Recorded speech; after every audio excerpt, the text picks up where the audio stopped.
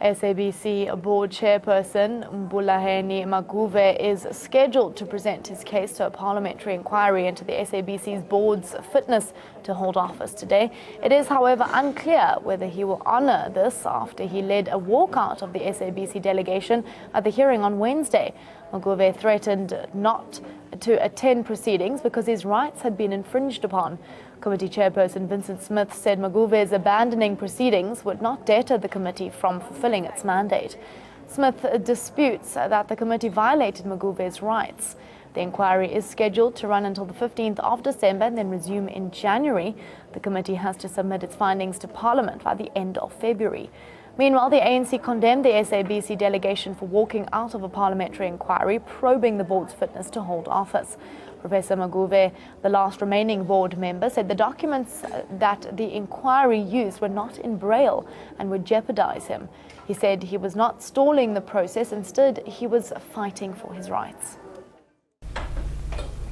As the chairperson, I felt bullied, I felt belittled, I felt disrespected. The utterances made by various members of the ad hoc committee attest to what I've said. Further, I think to what I've heard, this inquiry is a done deal. The interdict that we had a week or so ago was that I believed that the process was not going to be fair, independent and impartial. Then the attitude that prevailed today as the inquiry was commencing was very, very negative or hostile. The inquiry ended in accusations and rebuttals between members of parliament and the SABC. MP said Maguve's demand for documents to be converted into Braille was a stalling tactic. But the SABC said Maguve had a constitutional right to get documents transcribed in Braille. The committee said Maguve's court interdict had delayed its proceedings, but the SABC said the board chairperson is entitled to use his constitutional rights to fair legal process.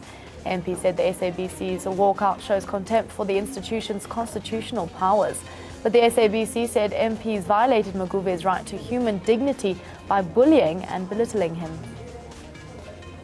We find the conduct of the SABC delegation quite disgusting, to say the least, very disrespectful and contemptuous of the institution. So for them now to come to before the committee and make such kind of demand that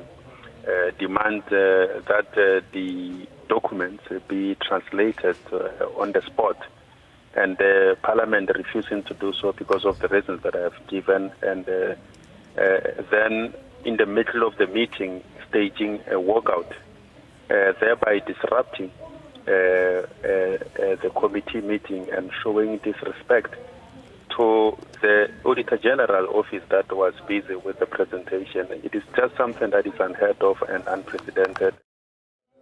Meanwhile, SABC Group Executive for Corporate Affairs, Claudio Motswaneng, hit out at the alleged misinformation campaign against the public broadcaster. There is no way that SABC will collapse under our watch. The fact of the matter is, we as SABC, we are not getting funding from government. I want to emphasize the taxpayers issue. People are making all this hullabaloo. SABC is misusing taxpayers' money. Which taxpayers' money people are referring to?